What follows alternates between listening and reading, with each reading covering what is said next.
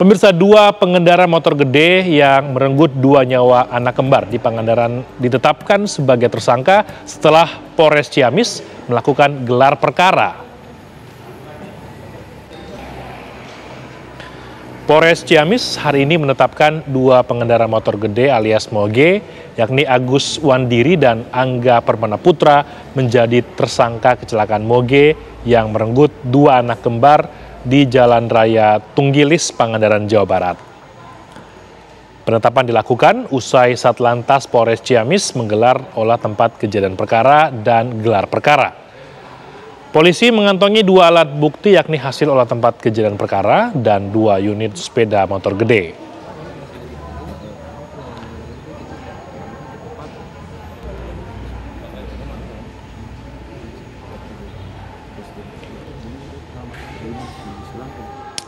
Ya, untuk mengetahui informasi terkini terkait penetapan dua tersangka pengendara moge, kita sudah terhubung dengan Kabid Humas Polda Jawa Barat, Kombes Pol Ibrahim Tompo. Selamat sore Bapak. Sudah ada olah TKP yang dilakukan, lalu apa dasar yang kemudian kedua pengendara ini ditetapkan menjadi tersangka, Pak? Ya, selamat sore Imran. Jadi sejak kejadian kita tetap melakukan pemeriksaan, mulai dari pemeriksaan TKP, kemudian sejak kemarin penyidik sudah melakukan pemeriksaan terhadap beberapa saksi, baik di saksi di TKP maupun dari pengendara sepeda motor tersebut. Dari hasil pemeriksaan yang dilakukan, kemudian dilakukan gelar perkara, dan akhirnya saat ini kita sudah menetapkan dua tersangka atas kejadian kecelakaan tersebut.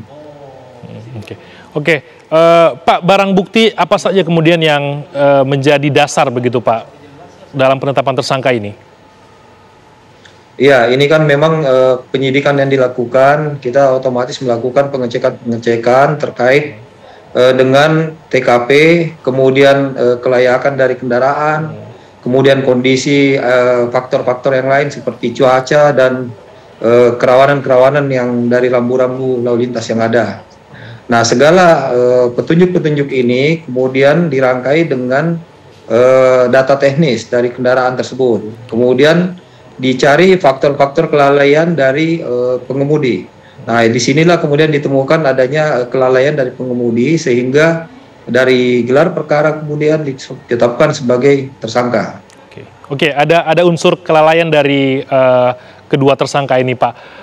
Kronologisnya waktu itu seperti apa, Pak? Karena informasinya ini ada pelantikan, apakah memang saat itu ada konvoy atau seperti apa sampai dengan ada penabrakan terhadap dua anak kembar ini, Pak? Ya, jadi kejadiannya itu terjadi pada hari Sabtu tanggal 12 Maret di daerah Padaherang, jalur Padaherang, Pangandaran. Nah, di mana pada saat itu memang ini merupakan rangkaian besar dari rombongan moge tersebut. Namun pada saat kejadian, ada beberapa kendaraan yang tertinggal di belakang, termasuk kendaraan yang mengalami kecelakaan ini.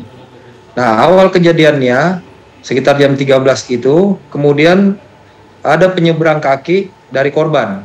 Nah, pada saat awal kejadian, penyeberang ini cuma satu orang, tetapi pada saat ditabrak, kemudian ada saudaranya yang berada di seberang lagi mau menolong saudaranya lagi yang kecelakaan. Tetapi dari belakang kemudian muncul lagi satu pengendara lagi yang menabrak lagi korban yang akan menolong tersebut. Akhirnya kedua korban meninggal di tempat saat itu. Pak, pelaku ini warga mana, Pak? Apakah warga lokal dan mereka mengetahui tidak jalur atau juga trek yang mereka lalui itu sering ada warga yang menyeberang begitu, Pak? Iya, ini merupakan warga dari Bandung ya, yang melaksanakan konvoy ini. Nah, memang di kondisi wilayah saat itu merupakan daerah cukup padat penduduk dengan kondisi jalan yang sedikit agak naik. Nah, tetapi memang kondisinya agak lurus pada TKP-nya. Oke, Pak, untuk kelayakan ini seperti apa untuk kendaraan mereka, Pak? Fungsi remnya dan lain-lain seperti apa? Semua dari hasil pengecekan sementara kesimpulannya masih stabil ya. Tetapi nanti tetap akan dilakukan pendalaman kembali karena memang ini merupakan salah satu faktor yang perlu dipertimbangkan. Pak, beberapa hari terakhir ada informasi mediasi antara kedua pihak dari HDCI Bandung juga sudah mendatangi keluarga. Ini seperti apa Pak perkembangan mediasi ini Pak?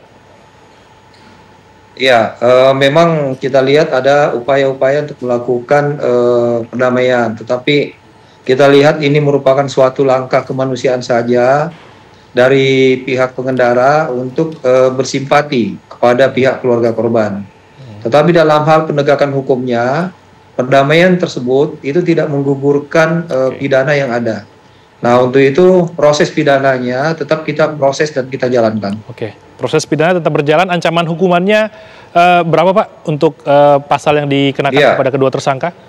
Pasal yang dikenakan itu pasal 310 ayat 4 Undang-Undang Nomor 22 Tahun 2009, di mana ancaman hukumannya itu sampai 6 tahun. Baik, terima kasih Pak Ibrahim Tompo sudah bergabung bersama kami di Ragam Perkara sore ini berkaitan dengan tabrakan atau juga penabrakan terhadap dua anak di kawasan Ciamis, Jawa Barat. Terima kasih banyak Bapak. Terima kasih, selamat sore.